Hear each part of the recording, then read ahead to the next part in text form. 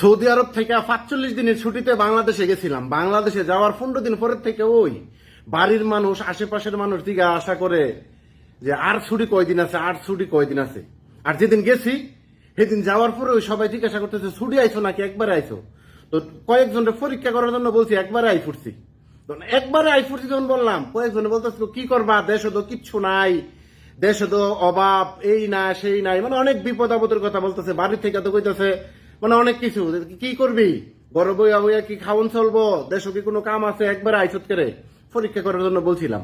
সর্বশেষ বললাম যে না আমি ৪৫ দিনের ছুটি আইছি। তো ১৫ দিন ২০ দিন যাওয়ার পরে ওই সবাই গনে আর কয়দিন আছে আমার ছুটি, কবে যাইয়াম। তো শেষ পর্যন্ত ৪৪ দিনের মাথায় যখন বাড়ির থেকে রওনা দা আইসা পড়াম, ৪৫ দিনের মাথায় ফ্লাইট। তো সকালবেলা ওই ঘুমের থেকে আমি উঠানোর আগে আমার ব্যাগ রেডি, পরিবারের মানুষ ব্যাগ ট্যাগ রেডি কইরা সব রেডি কইরা দেয়া লাইছে। আমি আইসা পড়তাম বিদেশ। তখনই মনে হইলো যে আসলে এই যে এতটা বৎসর প্রবাস করলাম, বিদেশ করলাম, সংসারে টাকা পয়সা দিলাম, আসলে কি করলাম, কার জন্য করলাম। কারণ এখন যদি আমার মৃত্যু হয়, কারণ আমি বিদেশ যাবো, আমি ঘুমিতে উঠানোর আগে আমার ব্যাগ ট্যাগ সবকিছু রেডি, এখন যদি আমার মৃত্যু হয় তাইলে তো তাড়াতাড়ি মানে পরিবারের মানুষ, গ্রামের মানুষ, সমাজের মানুষ কইব তাড়াতাড়ি লাশ দাফন করো, লাশ উপরে রাখা ভালা না, এই না সেই না। আর যদি বিদেশের মাটিতে মারা যেতে পারি, কোম্পানি থেকে যদি ফ্যামিলিতে বলা হয় লাশটা উনি, লাশ চাইলে কিছু, ডেড বডিরা চাইলে কিছু টাকা লাগবে, টাকা পাঠাও, তখন তো পরিবার থেকে বলবো যে না আমরা টাকা দিতে পারতাম না, সৌদি আরব মারা গেছে নবীর দেশ, আল্লাহ রাসুলের দেশ, সৌদি আরবে মারি দিলাও। কিন্তু এটা কইব কি লেগে ভাই, টাকার জন্য। কারণ এই দেশে লাশটা মারি দিলাইলে ফ্যামিলি কিছু টাকা পাইবো। আর আরেকটা কথা হচ্ছে, ফ্যামিলি টাকা না পাইলেও বাংলাদেশের থেকে, ফ্যামিলি থেকে কিন্তু আর টাকাটা দেওয়া লাগলো না লাশটার জন্য, মরার ডেড বডিটা নেওয়ার জন্য বাংলাদেশে।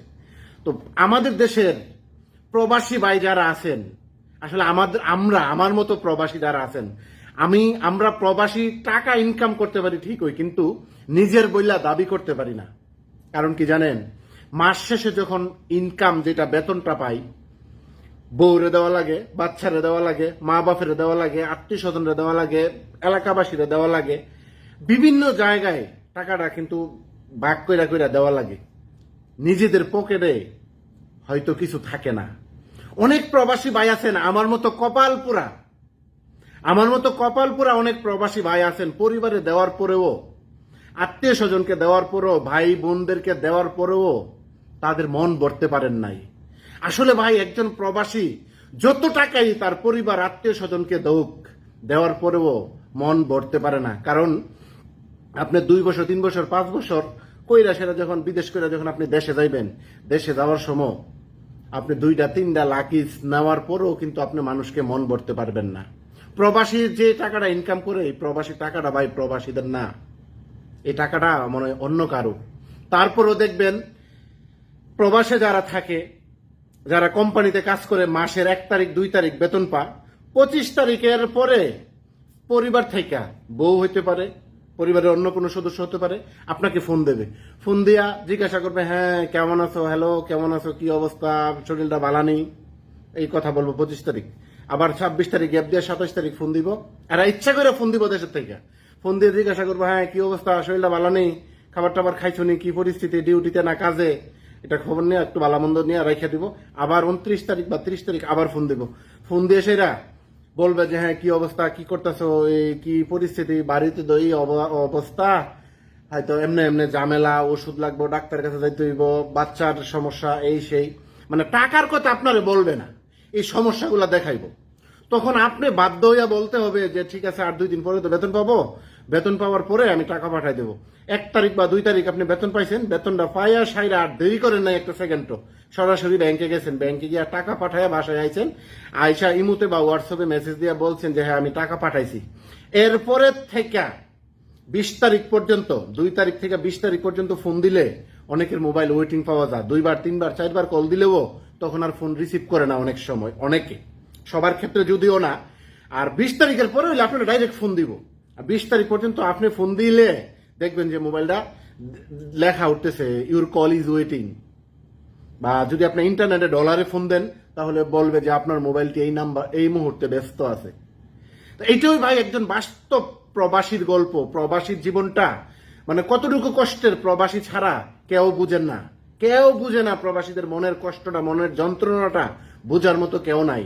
এর জন্যই বলি, আপনি যত বছরই প্রবাস করেন না কেন, আপনার পরিবারের সবাইকে খুশি রাখতে গিয়ে আপনি নিজের কথা বলবেন না কখনো। কারণ আপনি যখন বাংলাদেশে ছুটিতে যাবেন, ছোট্ট কথা একটা বলে গেলাম যাবার আগে, বাংলাদেশে যখন ছুটিতে যাবেন 3 মাস 4 মাস 2 মাস যে যতদিনের ছুটি যান, ছুটি যাওয়ার সময় কিন্তু এয়ারপোর্টে গিয়েও কিন্তু এয়ারপোর্টের থেকে আপনার বাড়ি থেকে যেই গাড়িটা নিয়ে আসবে আগাইতে, ওই গাড়িটার ভাড়াও কিন্তু আপনার সৌদি আরব বা আপনি যে দেশে থাকেন ওই দেশের টাকাটা বাঙ্গায় কিন্তু আপনার গাড়ি ভাড়াটা পর্যন্ত দেওয়া লাগে।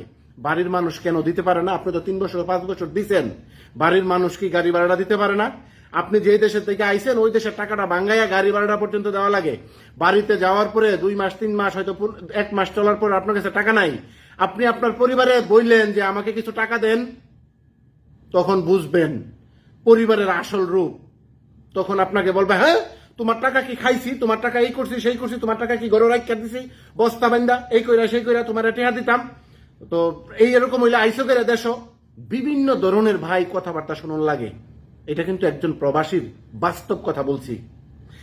যে সকল ভাইয়েরা আমার আজকের এই ভিডিওটা দেখলেন, সময় থাকতে ভাই সাবধান হন। আমার মতো কপাল পুরা হতভাগা প্রবাসী যেন আর কেউ না হয়, এর জন্য আমার আজকের এই ভিডিওটা ছিল। আসলে সত্যি খুব কষ্ট লাগে, সত্যি খুব কষ্ট লাগে এতটা বছর প্রবাস করার পরে আজকে এই কথাগুলা বলতে হয়। কারণ একটা আমি তো ভুক্তভোগী, আমি তো কপাল পোড়া, যার জন্য আর কোনো প্রবাসী ভাই যেন আমার মতো যেন আপনার জিন্দিগিটা না হয়, এর জন্যই মূলত আমার আজকের এই ভিডিওটা। অনেক অনেক ধন্যবাদ সবাইকে, ভালো থাকবেন, এমডি জামান ব্লগস সাথেই থাকবেন। আসসালামু আলাইকুম।